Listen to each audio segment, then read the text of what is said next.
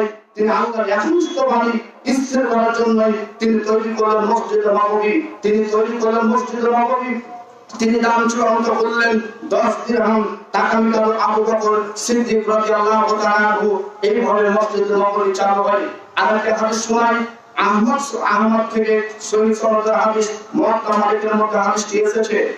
আবু কাতাদা উবাদা ইবনে সামিত রাদিয়াল্লাহু আনহু বলেছেন, বিশ্ব নবী সাহাবীরা মসজিদে বসে থাকতেন।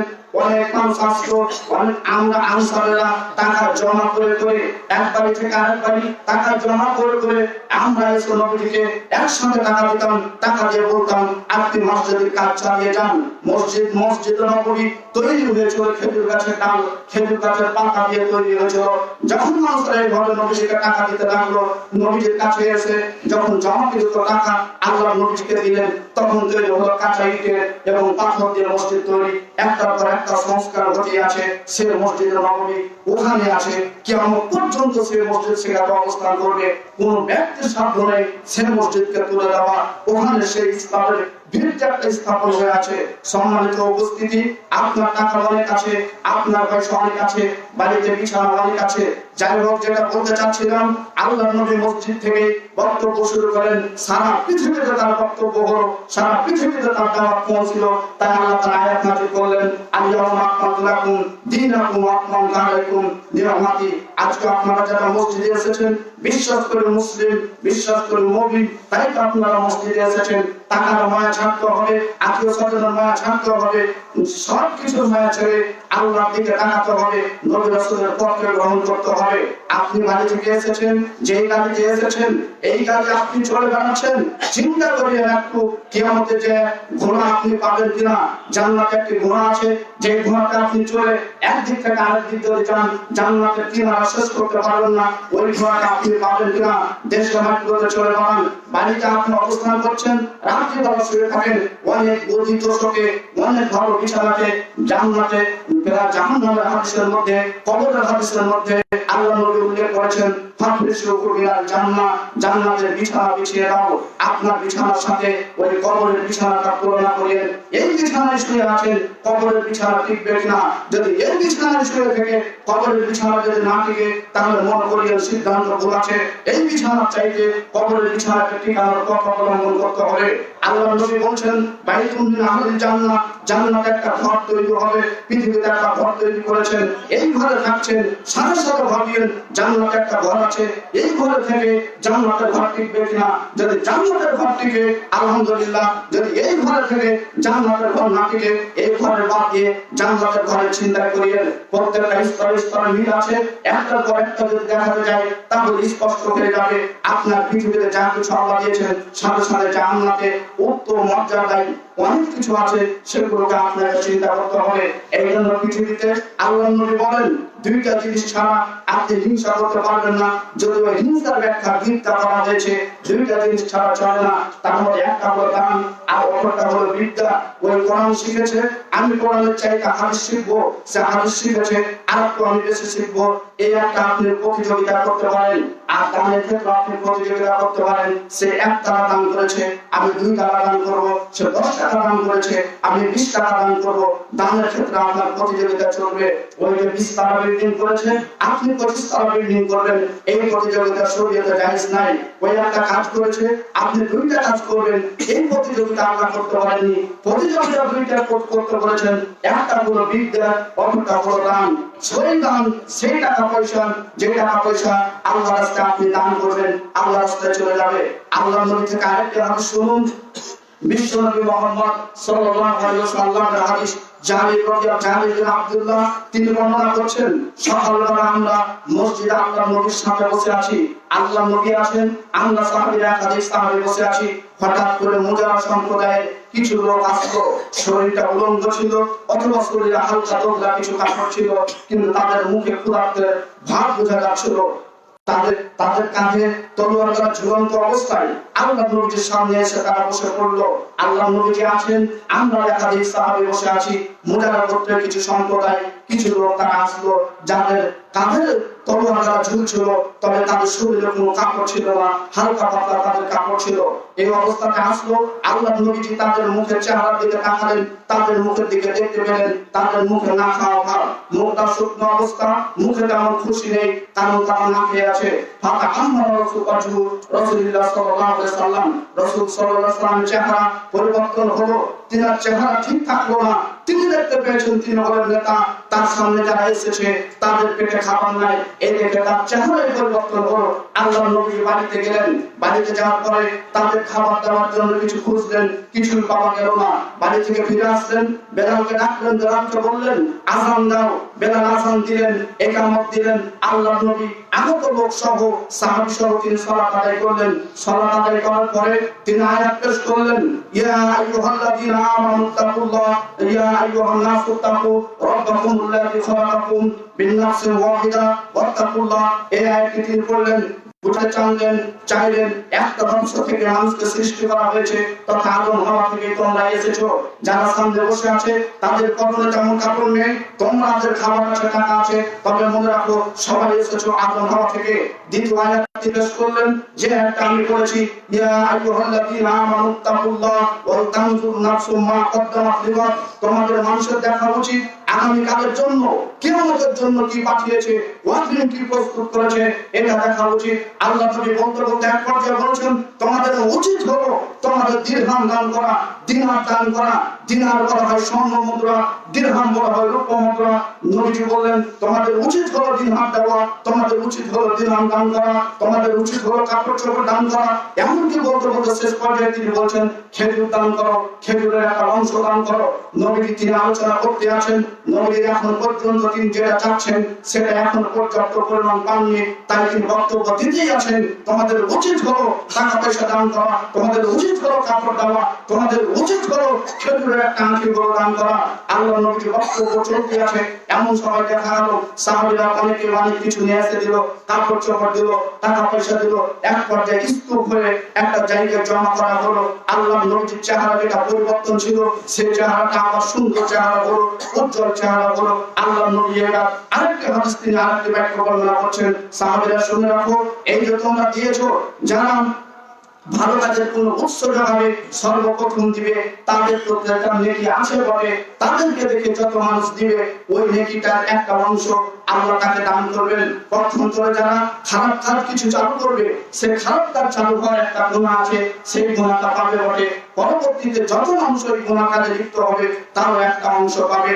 আর একাধিক হাদিস আছে, যেটা আমার বলার উদ্দেশ্য, আল্লাহ নবীজি চারটা জিনিসের কথা উল্লেখ করেছিলেন। এক নম্বর দিনার, দ্বিতীয় নম্বর দিরহাম, তৃতীয় নম্বর তিনি কাপড়, চতুর্থ নম্বর তিনি খেজুরের বিচি। চারটা কথা উল্লেখ করেছিলেন। আপনার বাড়িতে টাকা পয়সা আছে, আপনার বাড়িতে ফসল আছে, আপনার বাড়িতে কাপড় চোপড় আছে, আপনার বাড়িতে ইত্যাদি ইত্যাদি অনেক কিছু আছে। আজকে যারা মুসল্লি রয়েছেন, দানের বক্তব্য এর আগে বহুবার করেছি, যেখানে আমার বলা আছে দান কোন মসজিদ মাদ্রাসা দেখে করতে হবে এমন নয়। যখনই আপনার মাসের বেতন তুলবেন তখনই একটা অংশ মানুষকে খুঁজে খুঁজে বের করে দান করতে হবে।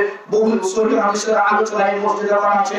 আজকে হাদিসের অনুবাদ করলাম, আরেকটা হাদিস শোনালো, আপনাদেরকে শোনালাম। এখান থেকে বোঝাতে চাচ্ছি, বাড়িতে টাকা পয়সা আছে, কাপড় চোপড় আছে, অবশ্যই দানের হাত সম্প্রসারিত করুন, যেতে হবে এক জায়গাতে। সম্মানিত মা ও ভগ্নীগণ, আপনাদেরকে উদ্দেশ্য করে কিছু কথা বলি। আল্লাহ নবী কাপড় দানের কথাও বলেছেন। আপনার শোকেসের মধ্যে 10টা কাপড় আছে, আপনার বাক্সের মধ্যে 50টা জামা আছে, আপনার শোকেসের মধ্যে একাধিক কাপড় আছে, কাপড় কার জন্য রেখেছেন? বিশ্বনবী বলেন, ঘর যদি করতে চাও, ঘর করিও তুমি একটা তোমার জন্য, একটা করিও মেহমানের জন্য, একটা করিও তোমার থাকার জন্য, ইত্যাদি ইত্যাদি 3-4টা ঘর করার কথা বলা হয়েছে। তার পরবর্তীতে যে রুম থাকবে, আল্লাহ নবী বলছেন সেগুলো হলো শয়তানের জন্য। আজকে উদাত্ত আহ্বান আছি, সম্মানিত ভাষা দিয়ে বলে যাচ্ছি, আপনারা সকলে সম্মানিত, আপনারা জ্ঞান গর্বপূর্ণ ব্যক্তি বসে আছেন, শোকেসের মধ্যে 20টা কাপড় আছে, একটা কাপড় করেন, আবার আপনার ঈদ আসলে আবার 5টা কাপড় ক্রয় করেন, আপনি যেদিন মারা যাবেন সেই দিন আপনার 50টা কাপড় থাকবে। এই কাপড় কে গ্রহণ করবে, এই কাপড় কে কাকে দিবে, এই কাপড় কে পরবে? আজকে বক্তব্য শোনার পরে আপনি কোটি কোটি হলো বাড়িতে 20টা কাপড় রাখার চিন্তা করিয়েন না। আল্লাহ রাব্বুল আলামিন বলছেন ওয়ালা তাকুনু কাল্লাযীনা নাসুল্লাহ ফানসাহুম আনফুসাহুম। ও লোকেরা, তোমরা তাদের মতো হয়ে যেও না যারা আল্লাহকে ভুলেছে, তাদের আল্লাহ তাদেরকে ভুলে গিয়েছে। তোমার পাশের বাড়িতে 6তলা বিল্ডিং অবস্থান করে, বাড়ির আলমারিতে 20টা কাপড় ভরা আছে, আল্লাহ তাআলা নিষেধ করেছেন ওই মহিলার সাথে চলতে, ওই মহিলার কার্যকলাপ দেখতে আপনাকে নিষেধ করা হয়েছে। এটাই হলো সিয়াতের প্রমাণ। ওর সাথে আপনার ওর কাপড় দেখা লাগবে না, ওর চলার প্রয়োজন নেই। তবে আল্লাহ বলছেন ওই লোকটাকে, ওই মহিলাটাকে বুঝাইও, আজকে যারা মসজিদে এসেছেন বাড়িতে যে 3টা 4টা কাপড় রেখে আর বেশি কাপড় রাখিয়ে না, কাপড়গুলো ফকির মিসকিনকে দান করবেন। মনে রাখবেন আপনার এই পৃথিবীতে যেমন কাপড়ের প্রয়োজন আছে, আরেক জায়গায় কাপড়ের কথা আছে যেটা হলো জান্নাত। এই কাপড় সবকিছু শেষ করে ওই পৃথিবী হারিয়ে দেওয়ার চিন্তা করিয়েন না। বাড়িতে অনেক কিছু করেছেন, অনেক টাকা পয়সা আছে, সব সময় দান করার কিছু চেষ্টা করবেন। আল্লাহ নবী সাল্লাল্লাহু আলাইহি ওয়াসাল্লাম বলেন, আল্লাহ নবী সাল্লাল্লাহু আলাইহি ওয়াসাল্লাম বলেন দানটাই কিয়ামতের দিন দলিল হিসাবে থাকবে। এই জন্য দান চাইতে দিতে হবে, এমন নয় আপনি যেখানেই পারবেন আপনি কিছু দান করার চেষ্টা করবেন। পূর্বের হাদিসে ফিরে যান যেখানে আল্লাহ নবী জমি কিনেছিলেন আর টাকা দিয়েছিলেন আবু বকর। এই হাদিসটা একটু মনে রাখবেন। এখানে মসজিদে সালাত আদায় করছেন, এই মসজিদ এক সময় ছিল না, এক সময় কোনভাবে দেখতে পাননি, যেভাবে হোক যেই তৈরি হোক না কেন একজন ব্যক্তি তিনি তৈরি করে গেছেন। আল্লাহর হাদিস সত্য, নবীর হাদিস সত্য। তারা পৃথিবীতে কোনদিন মিথ্যা কথা কিছু বলেননি। শুকরা পর্যন্ত বলেছে, আবু জাহাল পর্যন্ত বলেছে মুহাম্মদকে মিথ্যক মনে করি না, তবে তিনি যে গ্রন্থ নিয়ে এসেছে, যে ইসলাম নিয়ে এসেছে সেটা আমরা মানতে পারি না। তবু আবু জাহাল নবীজিকে মিথ্যা বলেনি। আমি আপনাকে বলতে চাই এই মসজিদ সত্য, এই মসজিদ যেভাবে হোক কায়েম হয়েছে, যারা তৈরি করেছে তারা যদি পৃথিবী থেকে চলে যান তাহলে তারা যতদিন পর্যন্ত মসজিদ চলবে একটা অংশ রেখে আল্লাহ তাদেরকে দিতে থাকবেন। তা পক্ষান্তরে কেউ যদি কাউকে হত্যা করে, কেউ কাউকে যদি খুন খারাপি করে, তারও একটা অংশ হাবিল কাবিল পাবে, যেটা প্রথম হত্যা করেছিল হাবিলকে। একাধিক হাদিস প্রমাণ যে যদি মানুষ ভালো কাজ করে তারা একটা ভালো ফল পাবে, খারাপ যদি করে তাহলে খারাপ ফল পাবে। আজকে আপনি একটা বাড়িতে যে বলছেন তোমরা সকালবেলায় 5 ওয়াক্ত সকালবেলায় 4 রাকাত সালাত আদায় করিও, 2 রাকাত সালাতুল দুহা আদায় করিও, আপনি মাত্র বলে চলে এসেছেন, আপনি বাসাতে আছেন, ওই বাড়ির সদস্য 10 জন 2 রাকাত করে সালাত আদায় করেছে, 20 রাকাত সালাত আদায় করেছে। তারা 20 রাকাত সালাত আদায় করেছে 10 জনে, তারা যে সালাত আদায় করেছে সবাই 2 রাকাত করে নেকি পেয়েছে। আর আপনি বাড়িতে বলে এসেছেন আপনি একাই 20 রাকাত সালাতের নেকি পেয়েছেন। আল্লাহর নবী আর সত্য 19 করার সুযোগ নেই। আল্লাহর নবী বলেন মান দাল্লা আলা খাইরিন ফালাহু মিসলু আজরি ফাইলিহি। কেউ যদি কাউকে পথ দেখায়, পথ দেখানো ব্যক্তিকে যাকে দেখালেন সে যতটুকু নেকি পাবে কাজ করে তার সমপরিমাণ নেকি আল্লাহ তাআলা পথ প্রদর্শক ব্যক্তিকে তিনি দিবেন, তার নেকি থেকে কিছু না কমানো হবে না। সম্মানিত উপস্থিতি, বিভিন্ন বিষয়ে আলোচনা আপনারা জানেন, আপনারা দেশে বিদেশে ঘুরছেন, সবকিছু আপনারা দেখতে পাচ্ছেন, বুঝতে পারছেন। ইসলামের চিন্তা ভাবনা একটু হলো মাথায় নিয়ে, সময় আর বেশি নেই, সময় আপনাদের খুব ভালো নাই, বিভিন্ন ভাবে চলছে, সারা পৃথিবীতে এটা প্রমাণিত আছে, ইতিহাস সাক্ষী। আপনি যদি ইসলাম না মানেন, আপনি কিছু মসজিদে এসেছেন, আপনি যদি ইসলাম না মানেন আপনার বাপ ইসলাম মানবে না। আর যে নেতা আছে তার তো চিন্তাই করা যায় না, ওই তো সরাকে এসেছে শুধু ভোটের জন্য, ওই তো তোমার ইসলাম মানতে চায় না। ওর একটা নিজস্ব সংসদ আছে, ওর একটা নিজস্ব বিধান আছে, সেই বিধান অনুযায়ী চলতে চায়। তার নিজস্ব গতি আছে, সে নিজস্ব গতিতে কবর দিতে চায়, তার নিজস্ব গতিতে সে কাপড় দিতে চায়, নিজস্ব গতিতে মৃত্যুর পরে কাজ করতে চায়। ওই তোমার ইসলামের কাজ করে দিবে, 2 পয়সার কাজ করবে না। তুমি তার কাছে যাচ্ছ একটু সাইনের জন্য। আজকে বাংলাদেশে শত মাহফিল বন্ধের পথে যাদের সংখ্যা মাহফিল হচ্ছে না, আমি এখনো বুঝতে পারি না। সব কিছু পৃথিবীতে চলছে, অথচ মাহফিলের সময় মাহফিলগুলো বন্ধ হয়। কেন বন্ধ হয়, কি কারণে বন্ধ হয় তারাই ভালো জানে। তবে সম্মানের ভাষা দিয়ে উদাত্ত আহ্বান রাখছি, দেশ পরিচালনার সাথে সাথে ইসলামকে সাথে নেন। দেশ পরিচালনা ইসলামকে বাদ দেওয়া হয় না, ইসলামকে নিয়ে দেশ পরিচালনা হয়। এত নিয়ম করা লাগবে না, এত বিধান করা লাগবে না, সবকিছু কোরআনের মধ্যে যা আছে একটু আপনি যদি দেখতেন ভালো হতো। যাই হোক, আপনি ইসলাম মানেন, আপনি ইসলামের দিকে মানতে থাকেন, আপনি আজকে যদি আসল কথা আপনার বাপকে বলেন, আপনার বাপ মানবে এটা বিশ্বাস হয় না। কারণ আপনার আব্বা এলাকার একজন সভাপতি, এলাকার একজন সেক্রেটারি। তাই আজকে দেখা যাচ্ছে বাংলাদেশ সহ গোটা বিশ্বের মধ্যে কি একটা তোলপাড় চলছে, মূর্তি নিয়ে, ভাস্কর্য নিয়ে, ইত্যাদি ইত্যাদি বিভিন্ন আলোচনা চলছে। অথচ মানুষেরা রাস্তাঘাটে শোনা যায়, বাসে উঠলে শোনা যায়, আপনার গাড়িতে উঠলে শোনা যায়, ট্রেনে উঠলে বোঝা যায় মানুষেরা আলোচনা করছে এই কাজটা ঠিক নয়, তবে কারো মুখ নেই, বলার ক্ষমতা নেই। এই জন্য এইভাবে চলছে। ইসলাম আপনাকে মানতে হবে, আপনার মাধ্যমে যাবে। আল্লাহ নবী অত ডানে বামে তাকাননি, আল্লাহ নবী অত বড় লোকের তোয়াক্কা করেননি। আল্লাহ নবী তিনি আল্লাহর উপর ভরসা করে ছোট ছোট সাহাবীদেরকে নিয়ে তিনি চলে গেছেন। অথচ কোনো জায়গায় কোনো সমস্যা আসেনি। আপনি আল্লাহর উপর ভরসা করুন, মিথ্যা বলার সুযোগ নেই। তবে তাওবিয়া করতে আল্লাহ বলেছেন, পৃথিবী এমন একটা জায়গা যে জায়গায় মানুষ মিথ্যার সম্মুখীন হবে, মিথ্যা ছাড়া মনে হবে পার হওয়া যাবে না। এই জন্য আল্লাহ নবীজি মিথ্যা বলতে নিষেধ করলেন, তবে তিনি তাওবিয়া করা জায়েজ করলেন। তাওবিয়া করা হয় অর্থবোধের শব্দ, যেগুলি ষোলোটাকে বললে ষোলোটা একরকম বুঝে, বক্তা আর একরকম বুঝায়। যেমন ভাবে আল্লাহ নবী চাইতে স্বাভাবিক আবু বকরের বয়স বেশি ছিল, বয়স বেশি না থাকলেও আবু বকরের দাড়িগুলো বেশি পাকা ছিল ও আল্লাহ নবী দাড়ি কম পাকা ছিল।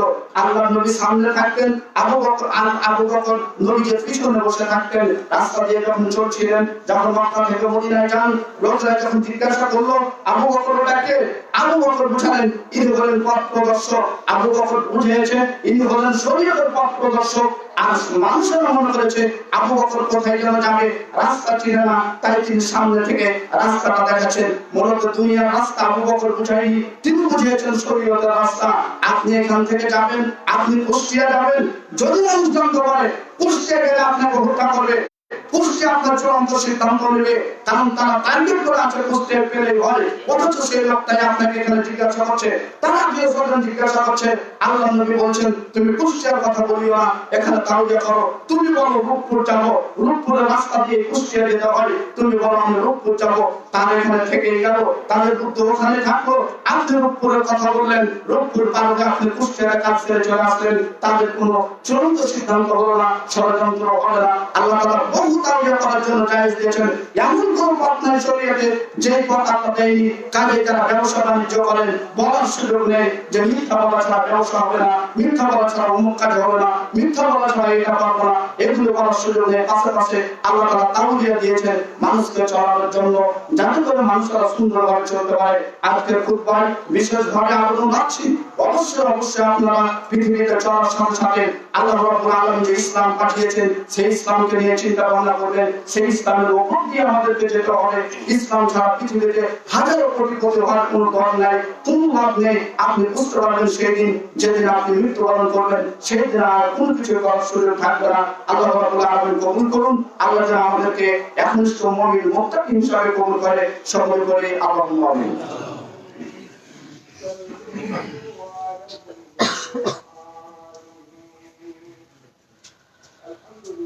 সম্মানিত উপস্থিতি, আমি অনেক সময় অনেক কথা আপনাদেরকে বলেছি, সরাসরি আমি অনেক কথা না বলিনি, তবে আপনারা বুঝতে হতো অনেক সময় অনেক কিছু ভেবেছেন। আমি খুতবায় দু এক সময় বলেছি যে দুই খুতবা আল্লাহ নবীজি দিতেন, খুতবার মধ্যখানে তিনি বসতেন, কিন্তু দুই খুতবার মধ্যে তিনি কথা বলতেন না। তার মানে কথা বলতেন না, তার মানে দোয়া বলতেন না। তিনি বসতেন, বসার পরে তিনি আবার দাঁড়িয়ে আলোচনা করতেন। দুই খুতবার মধ্যখানে তিনি বসতেন কিন্তু কোনো কথা বলতেন না। এখন আমি কথা প্রসঙ্গে বলছিলাম যে দুই খুতবা এখন বাংলাদেশে 3 খুতবায় পরিণত হয়েছে। এই খুতবার সময় সাপেক্ষে 6 খুতবা হবে না কে বলেছে? হতেও পারে, যেহেতু সেই খুতবাটা নির্বাচিত হচ্ছে মানুষের কথার ভিত্তিতে, কাজে 2 থেকে যেহেতু 3 গেছে সেহেতু 6 হওয়ার সম্ভাবনা আছে।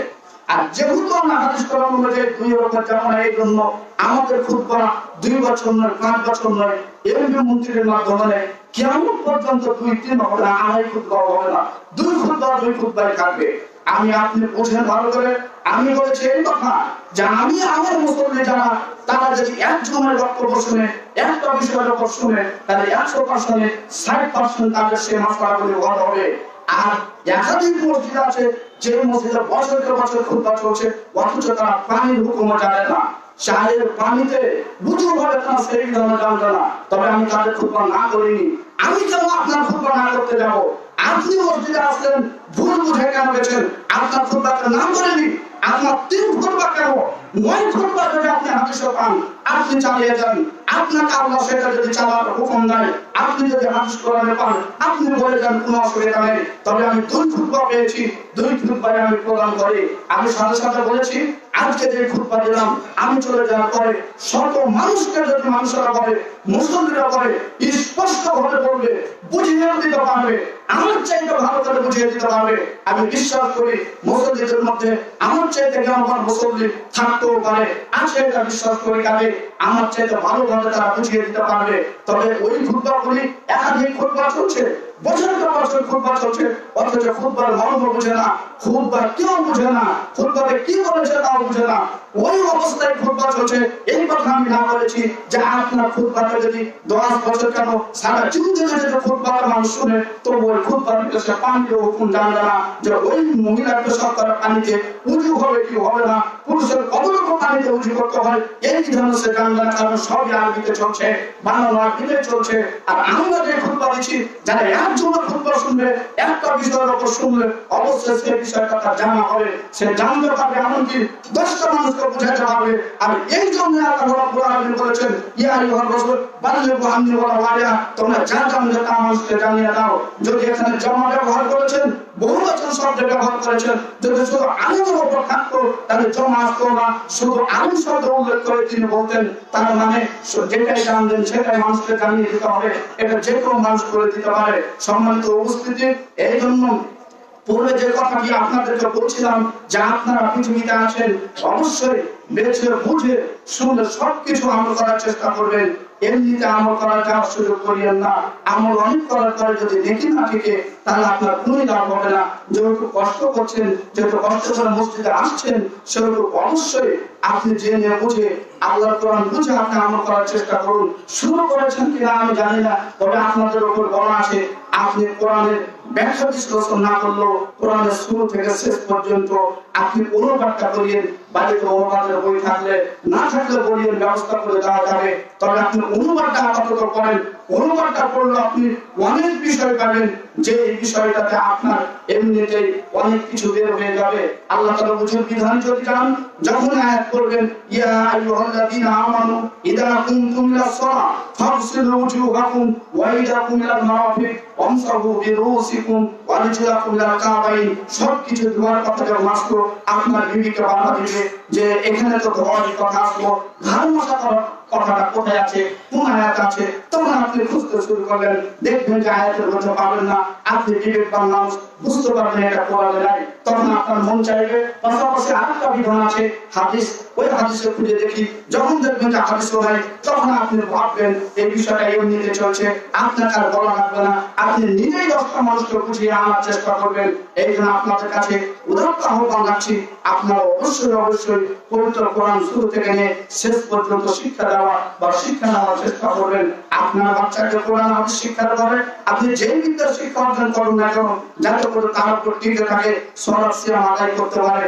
আপনার জ্ঞানী মানুষ বসে আছেন, সূরা ফাতিহা জানেন না, রুকুর দোয়া জানেন না, সিজদার দোয়া জানেন না, এইগুলি জানছেন না, এমনিতে সলাত আদায় করছেন। আপনি যেখানে কাজ করেন, একটু কাজে ভুল হলে তারা কাজ গ্রহণ করে না, আপনাকে বাতিল করে দেয়, আপনাকে সে ম্যানেজারের চাকরি রাখবে না। আপনি যে ডিপার্টমেন্টে কাজ করেন, সারা কাজ দোকানি হিসাবে আপনাকে রাখবে না। একটু সামান্য ত্রুটির কারণে একটা ছেলে অঙ্ক করতে যে এক জায়গায় ভুল হলে অঙ্কটা বাতিল হয়ে যায়। আর আল্লাহর ইবাদত করছেন, সূরা ফাতিহা জানেন না, রুকু দোয়া জানেন না, সাজদার দোয়া জানেন না, প্রতিদিন ওইভাবে সালাত আদায় করছেন, মানুষকে দেখছেন তাই আসছেন, মনের মধ্যে আবেগ জামান, মনের মধ্যে শান্তি নিয়ে আসেন, মনে অত পেরেশানি নিয়ে আসেন না। আল্লাহর ঘর কাবা, সেখানে অবস্থান করছে, সে কাবাতে যাওয়ার চেষ্টা করেন, লাখ লাখ কোটি কোটি টাকা আছে, একবার যান, একবার সেখানে এখান থেকে ঘুরে আসেন, আপনি দেখবেন অনেকটা মন আপনার আলাদা হয়ে যাবে, অনেকটা আপনি ইসলামের দিকে আসবেন। বাড়িতে তো 10 লক্ষ টাকা আছে, খরচ করতে তো 3 লক্ষ টাকা লাগবে, ওনা কত আছে থেকে 1 লাখ টাকা লাগবে। আপনি এত টাকা বাড়িতে জমা করছেন, কিসের জন্য জমা করছেন? কখনো আল্লাহর বিধানটা পালন করতে যাবেন? কতদিন পূর্বে আপনার হজ খরচ আছে, অথচ আপনি হজ করতে যাচ্ছেন না। তারপর হজ করতে গেলে এখনো কেমন 2 নম্বরে আপনি একাই যাচ্ছেন, আপনার স্ত্রীকে নিয়ে যাচ্ছেন না, অথচ স্বামী স্ত্রী দুইজনে হজ করতে যাওয়ার সমপরিমাণ টাকা আপনার কাছে আছে, অথচ স্ত্রীকে ছেড়ে যাচ্ছেন। এটাও একটা অনীতিকর আচরণ। কারণ গৃহস্থালীরা করেছেন, পরিবারটা চালিয়েছেন, আপনি যেমন কষ্ট করেছেন আপনার স্ত্রীও তেমন কষ্ট করেছে। সার্বিক বিবেচনাতে আপনার উপর যখন হজ খরচ হয়েছে তখন আপনার স্ত্রীর উপর হজ খরচ হয়েছে। কাজে আপনারা দুইজনে আপনার হজ করে আসুন। ওরা আহ্বান রাখছি, বিভিন্ন জায়গা থেকে আপনারা এসেছেন, ধর্মপ্রাণ ব্যক্তি এসেছেন, পৃথিবীর বুকর করে যেন না, পৃথিবীর শেষ ঠিকানা নয়, আমাদের আরেকটি ঠিকানা আছে যেখানে আমাদেরকে যাওয়া লাগবে, যে জায়গা থেকে কেউ বাঁচতে পারবে না। আপনার ছেলে মেয়ে যদিও কিছু কম খেতে চায় পৃথিবীতে, তবে মনে রাখেন খাবার দিয়ে কোনো পার্থক্য নেই। আজকে সকালবেলা একজন গোস্ত দিয়ে খেয়ে এসেছেন, আরেকজন ব্যক্তি এমনিতে রুটি খেয়েছে লবণ দিয়ে, তবে এটাতে কোনো পার্থক্য হবে না। যখন পার্থক্য হবে তারপর উপর ভিত্তি করে বংশ মর্যাদা দিয়ে হবে না। কাজে আপনাদের উচিত হবে আল্লাহমুখী হওয়া, আল্লাহর দিকে চলে যাওয়া। আল্লাহর বিধান কি মোটামুটি জানেন? আল্লাহ কিভাবে তিনি চালাতে চেয়েছেন পৃথিবী, আর আপনি কিভাবে পৃথিবী চালাচ্ছেন? আপনার 9টা ছাড়া সকাল হয় না, 10টা ছাড়া সকাল হয় না, 8টা ছাড়া সকাল হয় না, অথচ একটা ভিড় হাদিস আছে শহীদ সাল্লাল্লাহু আলাইহি ফজর আযানের পর মুসলমান ঘুমাতে পারবে না। আপনি তো হিন্দু না, আপনি তো খ্রিস্টান না, আপনি একজন মুসলিমের সন্তান। আপনার উচিত হলো ফজর আযানের সাথে সাথে আপনাকে উঠে সালাত আদায় করা। আপনার বাড়িতে পাঁচ দিয়ে গেলে বুঝতে পারবে এই বাড়িটা হলো মুসলিমের বাড়ি। এক সময় এই বাড়িগুলিতে কোরআন পড়া হতো, আজকে বর্তমান সময়ে বিভিন্ন নেটের মাধ্যমে গান বাজানো হচ্ছে। মনে রাখেন যত ইন্টারনেট উঠছে, যত আধুনিক অত্যাধুনিক হচ্ছে, যেমন কল্যাণ আছে, কল্যাণের চাইতে ক্ষতির দিকটাও বেড়ে গেছে, অনেকটাই বেড়ে গেছে। অনেকটা ইসলামের বিপক্ষে যারা কাজ করছে, মনে রাখেন সেই বিধানটা থেকে, সেই বিষয়টা থেকে আপনাকে ইসলামের পক্ষে কাজ করার চেষ্টা করতে হবে। আগত মুসলিম বৃন্দের প্রতি উদারতা আহ্বান রাখছি, যে পর্যায়ে থাকুন না কেন, আপনারা মুসলিম ভাই, দিনী ভাই হিসেবে বলে যাচ্ছি, ফজর সালাতের পরে আর ঘুমানোর সুযোগ নেই। ফজর সালাত হয়েছে, ফজর সালাতের পরে সূর্য ওঠা পর্যন্ত একেবারে প্রধান ঘুম বন্ধ থাকবে। আপনি তখন কোরআন পড়েন, অথবা তসবিহ তাহলিল করেন, অথবা অবস্থান করেন। তবে আপনি বাড়িতে যদি কোরআন পড়তে না পারেন, যে কোরআন পড়ছে তার কোরআন পড়া আপনি শ্রবণ করেন, নচেত আপনি সুবহানাল্লাহ আলহামদুলিল্লাহ বলতে থাকেন, তবে আর ঘুমানোর সুযোগ নেই। যদি মন চায় শরীর খারাপ করছে, ঘুমানোর প্রয়োজন, তাহলে সূর্য যখন উঠবে তখন আপনি আবার ঘুমাতে পারবেন। তবে সূর্য ওঠার আগ পর্যন্ত এই সময়টাকে নিষেধ করা হয়েছে। বহু সাহাবী, বহু তাবী থেকে প্রমাণিত আছে এই সময় তারা ঘুমাতেন না, অথচ আজকে মুসলমানের বাড়ির পাশ থেকে তার পাশে দিয়ে যাওয়া যাচ্ছে, অথচ সেই বাড়িতে ঘুমন্ত 10টার সময় কাজ শুরু করছে, 12টা হচ্ছে কাজ শেষ করছে না। অথচ আল্লাহ নবী বলছেন সকাল সকাল কাজ করো, কাজটা বরকত বেশি আসবে। ফজরের পর থেকে আপনি সূর্য ওঠার আগ পর্যন্ত তাসবিহ তাহলিল করবেন। যতই পৃথিবীতে কাজ করেন না কেন, কাজ করে কেউ বড় মানুষ হতে পারে না, কাজ করে কিছু করতে পারে না। আল্লাহ যদি তাকে না দেয়, এই চিন্তায় মাথা নেবেন, ফজরের পর থেকে কোটি টাকা দিও, সূর্য ওঠার আগ পর্যন্ত কোথাও বাইরে যান না, আপনি কোরআন নিয়ে বসুন। হোক আপনি এমপি, হোক আপনি মন্ত্রী, কখনো যে হতে যেতে হবে, আল্লাহর সামনে যে হতে দাঁড়াতে হবে, এই সময় কাউকে দিতে চাইেন না। এটা হলো আপনার আল্লাহকে ডাকার সময়, একটা নির্দিষ্ট সময়, যে সময়টা আপনি নির্ধারণ করছে, বাকি 12 ঘন্টার কর্মের উপর আপনি রোগ করে কাজ করেন। আপনি ফজরের সময় কেন যাবেন কাজে, আপনি কিছু তাসবিহ তাহলিল করে সূর্য ওঠার সময় যান। এই জন্য স্বাভাবিক যত কর্মশালা আছে সবগুলিতে সময় বলা হয়, 6টার সময় শুরু, 5টার সময় শেষ। তার মানে এই কাজে সময়টাতে ডিউটি করতে হয়। আপনি ফজরের পরে এত কেন ঘুমান্ত? উদাহরণ আহ্বান রাখছি, সকলে জ্ঞানীগুণ ব্যক্তি বসে আছেন, অবশ্যই আপনার ফজরের পর ঘুমানোর চেষ্টা করবেন না, কত করে ডানে বামে ফেলে দেওয়ার চেষ্টা করবেন না, খেলার কায়দা বা নির্দিষ্ট কিয়াস বানানোর চেষ্টা করিয়েন না। আল্লাহর কোরআনের উপর কোনো প্রশ্ন তুললে সেও কাপড় অবস্থায় মৃত্যুবরণ করবে। একাধিক হাদিস থেকে প্রমাণিত আছে। কাজে বেলা ইসলাম বিনা প্রশ্নে যেগুলো কোরআন থেকে কথা বলেছি আপনি আমল করার চেষ্টা করেন। আল্লাহ নবী সাল্লাল্লাহু আলাইহি সাল্লাম বলেছেন, যখন নবীজি কোরআনে সিজদার আয়াত করেছিলেন, সিজদার আয়াত করার পরে আল্লাহ নবীজি সকল সাহাবীকে নিয়ে সিজদায় গেলেন, সাহাবীরা সিজদায় গেলেন। একজন ব্যক্তি তিনি সিজদায় না গিয়ে তিনি এক মুষ্টি মাটি হাতে নিয়ে তিনি কপালে ঠেকিয়ে বললেন, এটাই আমার জন্য যথেষ্ট। তারা উঁচা থেকে নিচু হয়ে মাথা মাটিতে সিজদা করলো। যে মাটিতে সিজদা করেছে ওই মাটিতে আমি নিচা না হয়ে ওই মাটি আমি হাত দিয়ে তুলে আবার আমি কপালে ঠেকালাম, আমার জন্য যথেষ্ট। এতটুকু কাজ করেছিল। সাহাবীরা বর্ণনা করছেন, লোকটা পরবর্তীতে কাফের অবস্থায় মৃত্যুবরণ করেছে। কারণ কোরআন হাদিসের উপর ব্যাখ্যা করার সুযোগ নাই, ব্যাখ্যা আপনার আমার করার সুযোগ নাই, ব্যাখ্যা দেখার সুযোগ আছে। নির্দিষ্ট কোনো ব্যাখ্যা করতে পারবেন না। ফাতিহা তাফসীর যেটা করা আছে সেটাই কিয়ামত পর্যন্ত তাফসীর, যেটা ব্যাখ্যা দেওয়া আছে সেটাই কিয়ামত পর্যন্ত ব্যাখ্যা। আমি বললাম না সহ পৃথিবীর কোনো আলোচনার সুযোগ নেই আল্লাহ কোরআনের আয়াত থেকে নির্দিষ্টভাবে নিজস্বভাবে কোনো হুকুম আহকাম বের করা। আল্লাহ অন্য সূরায় বলেছেন, আমার কোরআন পুস্তক করে সাহাবীদের বুঝের উপর ভিত্তি করে বুঝো। যে কথাটা বলতে বলতে রেখে এসেছি, আল্লাহ নবী মসজিদ নববী তৈরি করছিলেন, তিনি শুধু টাকা পয়সা দিয়ে নয়, এমন ধরনের শারীরিক কষ্ট দিয়েছিল, তিনি শারীরিক কষ্ট দিয়েছেন। এমনকি সাহাবীদেরকে উৎসাহমূলক কাজের জন্য তিনি যখন নিজের কাঁচা ইট এবং পাথর বহন করছিলেন তখন সাহাবীদেরকে নিয়ে একটা ছন্দ করছিলেন। তিনি বলছিলেন, আল্লাহুম্মা লা ইলাহা ইল্লা আনতা আখিরা ফাগফির লানা ওয়াল মুহাজিরা ও সাহাবীরা মনে রাখো ও আনসাররা মনে রাখো, দুনিয়ার জীবন যাপন নয়, আখিরাতের জীবন যাপনটাই হলো মূলত জীবন যাপন। ফাগফির আনসার ওয়াল মুহাজিরা, হে আল্লাহ তুমি আনসার এবং মুহাজিরকে ক্ষমা করে দাও। আল্লাহুম্মা ইন্না আজরা লা ইল্লা আজরুল আখিরা হে সাহাবীরা মনে রাখো, পৃথিবীর শান্তি কোনো শান্তি নয়, পৃথিবীর প্রতিদান কোনো প্রতিদান নয়, পৃথিবীর পুরস্কার কোনো পুরস্কার নয়। আল্লাহর পুরস্কার কিয়ামতের পুরস্কার, একনিষ্ঠ পুরস্কার। তাহলে আল্লাহ তুমি আনসারীদেরকে তুমি সাহায্য করো, মুহাজিরদেরকে সাহায্য করো। আনসার একটা মানুষ দেখছে, ওবাইদুল্লাহ আনসারী, আব্দুল ওয়াহাব আনসারী।